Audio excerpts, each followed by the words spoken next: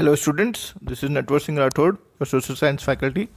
आज हम लोग पढ़ेंगे the second part of French revolution. इससे पहले हमने इंट्रोडक्शन किया था किस तरीके से फ्रांस के लोग बहुत दुखी थे राजा से और किस तरीके से उन्होंने रिवोल्ट किया, क्या क्या कारण थे, है ना। अब इस सेकंड पार्ट में हम लोग उसी चीज़ को कंटिन्यू करते हैं कि जो थर्ड स्टेट के लोग थे, जो टैक्स पे करते थे, जो काफ़ी ज़्यादा परेशान थे टैक्स देने के वजह से, इसलिए कोई प्रिविलेज भी नहीं था, कोई फैसिलिटीज़ भी अवेलेबल नहीं थी। चलिए स्टार्ट करते हैं। तो आज का जो टॉपिक, जो फर्स्ट टॉपिक है, the struggle to survive. Okay, इसमें क्या होता है कि जैसे कि पॉपुलेशन में इंक्रीज हो जाती है, ठीक है। 1715, ठीक है, 1715 में जो पॉपुलेशन थी दैट वाज जस्ट 23 मिलियन, लेकिन 28 but in 1789 the population has increased to 28 million. तो क्या हो गया, जो फूड है उसकी भी डिमांड बढ़ गई, है ना। लोग ज़्यादा हो गए तो डिमांड बढ़ गई खाने की भी, फूड की भी। लेकिन क्या हुआ, अब फूड प्रोड्यूस कौन करता है? फार्मर, पीजेंट्स, लेकिन उनको तो टैक्स हैवी देना है। तो क्या होगा, इससे अफेक्ट क्या होगा? इससे अफेक्ट ये होगा कि प्रोडक्शन कम हो जाएगा, ठीक है। हर कोई पे नहीं, हर कोई अफोर्ड नहीं कर पाएगा, प्रोडक्शन के बारे में सोच ही नहीं सकता जब खाने को नहीं मिल रहा। तो इस कंडीशन में क्या होगा, जो सिचुएशन है वो वर्स्ट हो जाएगी। कैसे? The production is very poor, साथ साथ में सूखा पड़ जाता है। जब सूखा पड़ जाता है, ड्राउट हो जाता है, हेल स्ट्रॉम आ जाता है। हेल स्ट्रॉम का मतलब होता है ओले गिर जाना, तो सारी फसलें खराब हो जाती हैं, ठीक है। तो अल्टीमेटली जो फार्मर है वो ना ही प्रोडक्शन कर पा रहा है, ना ही वो प्रोडक्शन हो भी पा रहा है नेचुरल तरीके से। बहुत सारे अदर फैक्टर्स भी हैं जिसकी वजह से इतना खाना प्रोड्यूस ही नहीं हो पा रहा इतनी पॉपुलेशन के लिए। ओके, और साथ साथ में डिजीज़ जो है वो आउटस्प्रेड हो जाती है, आउटब्रेक हो जाती है, डिजीज़ जो बीमारी है वो फैल जाती है। तो इसके वजह से कंडीशन बहुत ज़्यादा और ज़्यादा ख़राब हो जाती है फ्रांस के अंदर, ठीक है। उससे क्या होता है, ये सारे फैक्टर्स है। अब खाना तो मिल ही नहीं रहा, जब खाना कोई भी चीज़ मिलती नहीं है जिसकी भी डिमांड होती है, तो अल्टीमेटली क्या होता है, ठीक है, उसकी जो प्राइस है वो बढ़ जाती है। समझ में आई? अब वो चीज़ मिल ही नहीं रही और उसकी डिमांड ज़्यादा है लोगों में, जैसे खाना मिल ही नहीं रहा, खाने का डिमांड ज़्यादा है, तो अल्टीमेटली क्या होगा, प्राइस बढ़ गया।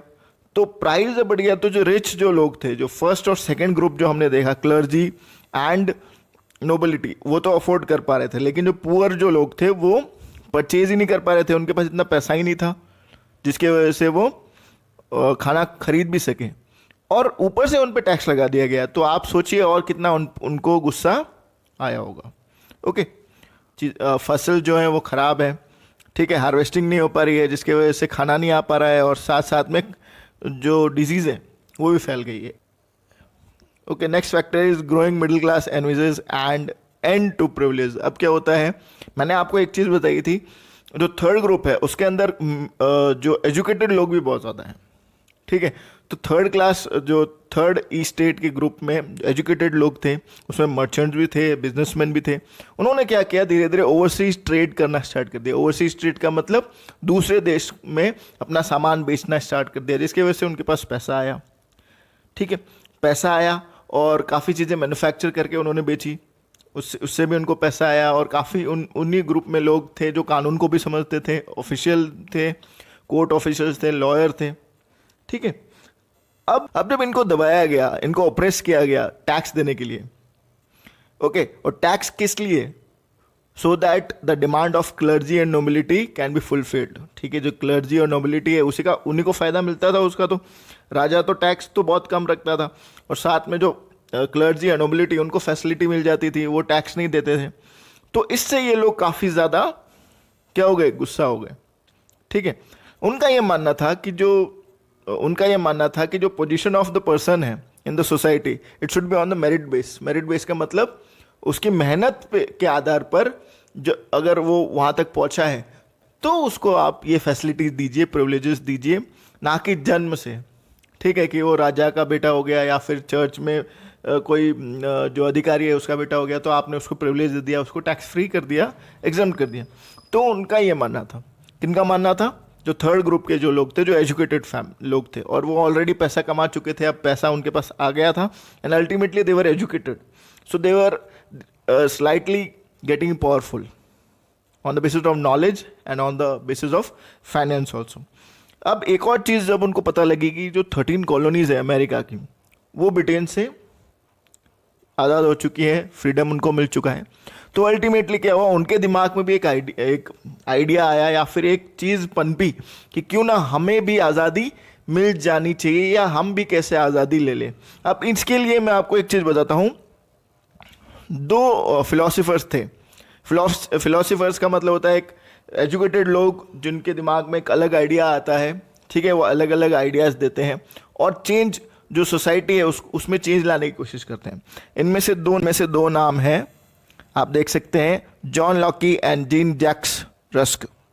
अब इन दोनों का मानना था कि जो फ्रीडम है, जो इन दोनों का एक आइडिया था कि सबको बराबर का अधिकार होना चाहिए, सबके पास फ्रीडम होनी चाहिए, and everyone should get equal laws and equal opportunity. So John Locke and Rousseau जो इनका जो एक फ्रीडम एक आइडिया था फ्रीडम का, उनका ये मानना था कि फ्रीडम सबके पास होनी चाहिए and everyone should have equal rights, ठीक है, सबका समानता का अधिकार होना चाहिए। सो अल्टीमेटली अपनी बात को रखने के लिए उन्होंने क्या करना स्टार्ट कर दिया, अखबार छापना स्टार्ट कर दिया, बुक्स के थ्रू लोगों को अपने आइडियाज़ बताने वो स्टार्ट हो गए, जिसके वजह से ये आइडिया काफ़ी ज़्यादा फैल गया, ठीक है, क्योंकि उस टाइम पे टीवी रेडियो या फिर कोई भी इंटरनेट अवेलेबल नहीं था कि आप अपनी बात आराम से डट से कह सकें। तो उस टाइम उनके पास सिर्फ जो रिटन मोड ऑफ कम्युनिकेशन ही एक साधन था, जो कि only through books and newspaper it was possible. Okay, तो क्या हुआ, धीरे धीरे कॉफ़ी हाउसेज में, सलून में, गली गली चौपाल में, हर जगह क्या हो गई, इसी बात की डिस्कशन होने लगी कि यार हमें भी आज़ादी चाहिए। ये जो नया टर्म आया है, ये जो नई जो कम्युनिटी आई है, जो मिडिल क्लास, ठीक है, अब जो एजुकेटेड जो थर्ड स्टेट के लोग थे उनको एक और टर्म दे दिया गया था, middle class, because they were educated, they were having money, they were getting slightly powerful and they wanted to change the system in France.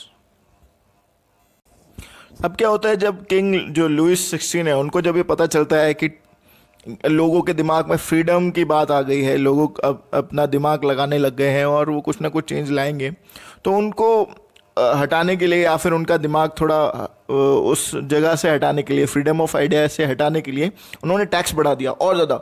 और इससे क्या हुआ, इससे और ज़्यादा लोग गुस्सा हो गए, सिचुएशन और ज़्यादा वर्स्ट हो गई, इतनी ज़्यादा वर्स्ट हो गई कि अल्टीमेटली जो हमने फर्स्ट लेक्चर में देखा था कि लोगों को अपने किंग के ऊपर से भरोसा उठ गया, है ना। तो आगे हम देखते हैं आउटब्रेक ऑफ द रेवोल्यूशन। अब लोगों के अंदर तो गुस्सा ही था, लेकिन ये आउटब्रेक कैसे हुआ, फूट के बाहर कैसे आया, उसके लिए हमें कुछ और चीज़ें समझनी पड़ेगी। यहाँ पे एक डेट मेंशन है, ऑन 5 मई 1789, ऑन 5 मई 1789, ये जो डेट है, उस दिन क्या होता है, जो किंग है वो टैक्स बढ़ाने के लिए एक प्रपोजल लेके आते हैं कि हम लोग अभी टैक्स बढ़ाएंगे। तो टैक्स बढ़ाने के लिए लोगों को वो गैदर करते हैं, उसे हम बोलते हैं असेंबली, ठीक है। तो यहां पर क्या होता है कि तीनों ग्रुप्स के लोग होते हैं, फर्स्ट स्टेट, सेकेंड स्टेट और थर्ड स्टेट्स के ओनली एजुकेटेड लोग, peasants, labours were not allowed. Is it clear? Peasants and laborers were not allowed. Not allowed का मतलब बिल्कुल ही अलाउ नहीं किया गया था इनको, सिर्फ एजुकेटेड जो थर्ड स्टेट के लोग थे उनको अलाउड किया गया था। तो जो फर्स्ट स्टेट के लोग थे वो थे 300, सेकेंड स्टेट के जो रिप्रेजेंटेटिव थे वो भी थे 300 300, एंड जो थर्ड स्टेट के जो लोग थे वो थे 600। ओके, अब इसमें भी एक डिस्क्रिमिनेशन था। जब इनको बुलाया गया तो जो फर्स्ट स्टेट के लोग थे वो आगे बैठे थे, सेकेंड स्टेट के जो लोग थे वो उनके पीछे बैठे थे, और जो थर्ड स्टेट के लोग थे उनको बैठने के लिए जगह ही नहीं थी, वो सिर्फ खड़े थे। तो वो लोग एजुकेटेड थे और उनको ये साफ दिख रहा था कि उनके साथ डिस्क्रिमिनेशन हो रहा है, भेदभाव हो रहा है, ठीक है, और उन्हें कुछ भी समझा नहीं जा रहा। एक ये चीज़ थी। और वहाँ पे किंग की एक पॉलिसी थी कि एक ग्रुप और एक वोट, समझ रहे हो। तो टोटल कितने वोट हुए, 3 वोट ही हुए, ठीक है।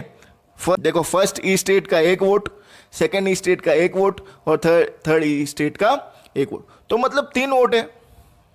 और अल्टीमेटली फर्स्ट 2 जो ग्रुप है उनको तो प्रिविलेज मिल रही है, तो वो कभी भी प्रिविलेज को हटाने की बात तो करेंगे नहीं, और उनको टैक्स भी देना नहीं पड़ रहा है, तो टैक्स कम करने या हटाने की बात वो करेंगे नहीं। तो अल्टीमेटली क्या होगा, ऑप्रेस कौन होगा, थर्ड ग्रुप ही। तो जो थर्ड स्टेट के लोग थे उन्होंने कहा कि आप जो ये जो वोटिंग पॉलिसी है ये नहीं होनी चाहिए। जितने मेंबर्स हैं, जितने कि टोटल कितने रिप्रेजेंटेटिव्स है, 1200, 300 from first, 300 from second and 600 from third. So on the basis of representative there should be voting, 1 representative 1 vote. But Louis XVI rejected this proposal. तो अल्टीमेटली क्या होता है, लोगों के अंदर और ज़्यादा गुस्सा आ जाता है। ओके, एंड ऑन 20 जून जो भी ये थर्ड स्टेट के लोग थे जो परेशान थे, वो सब लोग गैदर करते हैं। They assemble at the tennis court of Versailles, they gather together, ठीक है, they gather there and they declare themselves as a national assembly. ठीक है, ये राष्ट्र की असेंबली है। हम लोग किस लिए असेंबल हुए हैं? For our country, for our freedom. So national assembly वो अपने आप को डिक्लेयर कर देते हैं। और इनमें एक और चौंकाने वाली आपको मैं बात बता देता हूँ कि इनके 2 लीडर्स होते हैं। एक का नाम होता है मेरेबिक, जो कि नोबल फैमिली से होते हैं, एंड सेकेंड जो है वो है एबिसियस। एबिसियस एक चर्च के प्रीस्ट होते हैं, चर्च के जो पुजारी या फिर फादर वो होते हैं। तो इन दोनों का भी मानना था कि जो थर्ड ग्रुप है उनके साथ कुछ गलत हो रहा है, and that is why they have supported them. Okay, and these two were the leader of the National Assembly and they delivered so powerful speeches. लोगों के अंदर इतनी पावरफुल स्पीचेस उन्होंने डिलीवर की कि लोगों के अंदर एक विश्वास होना स्टार्ट कर दिया कि हाँ, हम लोग भी फ्रीडम पा सकते हैं और हम भी कुछ कर सकते हैं और हमारे साथ जो भी हो रहा है वो गलत हो रहा है। आप देख सकते हैं, ये एक फ़ोटो है और इसके अंदर किस तरीके से ये दोनों लीडर्स खड़े हैं, एक इस तरफ है और एक बीच में जो खड़े हैं, और ये दोनों ही अपनी अपनी बात कर रहे हैं इन द नेशनल असेंबली। और इसी दौरान एक र्यूमर स्प्रेड हो जाती है, एक अफवाह फैल जाती है कि राजा ने अपने जो ट्रुप्स हैं वो भेज दिए हैं लोगों की क्रॉप्स को डिस्ट्रॉय करने के लिए, लोगों को मारने के लिए। तो जो वहाँ पे जो क्राउड है ऑलरेडी असेंबल है, लोग थे वहाँ पे, उनके अंदर ऑलरेडी एक फियर था और एक गुस्सा भी था। तो अल्टीमेटली जब ट्रुप और आर्मी जो वहाँ पे आई राजा की, तो लोगों ने क्या कर दिया, अटैक कर दिया उन पे। अटैक करके आर्मी को तो अच्छी तरह उन्होंने फिनिश कर दिया and they destroyed the Bastille fort, जो हमने पहले बात कर ली थी स्टार्टिंग में।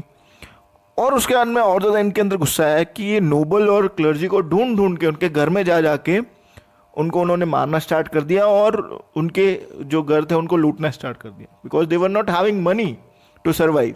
तो उन्होंने क्या कर दिया, वो गलत रास्ते पे चले गए, they started looting them. Okay, and finally what happened, जब इतना कुछ हो गया, अल्टीमेटली लास्ट में किंग लुइस ने सरेंडर कर दिया। किसके सामने सरेंडर कर दिया? नेशनल असेंबली के सामने। नेशनल असेंबली किसने बनाई है? थर्ड स्टेट के जो एजुकेटेड लोग हैं उन्होंने। ओके, तो king Louis finally surrendered and he agreed to form constitution. एक संविधान बनेगा लोगों के हिसाब से, उन पे उन्होंने राजीनामा दे दिया and he agreed to recognise national assembly. जो नेशनल असेंबली जो लोगों का ग्रुप था उसे एक अच्छे दर्जे का ग्रुप माना जाए और एक हाई अथॉरिटी ग्रुप माना जाए, उसका उन्होंने राजा ने दर्जा दे दिया। तो 4 अगस्त 1789 को क्या होता है, जब ये लोग आते हैं पावर में नेशनल असेंबली के, तो उन्होंने क्या कर दिया, जो टैक्स प्रिविलेज, जो टैक्स फैसिलिटी दी जाती थी कि क्लर्जी एंड नोबिलिटी, ये जो लोग हैं ये टैक्स नहीं देंगे, वो नेशनल असेंबली हटा देती हैं और जो भी लैंड जो चर्च के नाम पे होती है उसे कॉन्फिस्केट कर देती है, मतलब वापस ले लेती है। तो इसके बाद में जो नोबिलिटी जो ग्रुप है उसके पास भी काफ़ी ज़्यादा फंड आ जाता है सरकार चलाने के लिए। आगे हम देखेंगे कि किस तरीके से फ्रांस में एक मोनार्की गवर्नमेंट, मोनार्की कॉन्स्टिट्यूशन बनता है, उसके मन में कैसे राजा को हटा दिया जाता है, ये हम सब लोग नेक्स्ट लेक्चर में देखेंगे। I hope you have understood it. अगर नहीं समझ में आया तो इसको वापस देखिए। Thank you.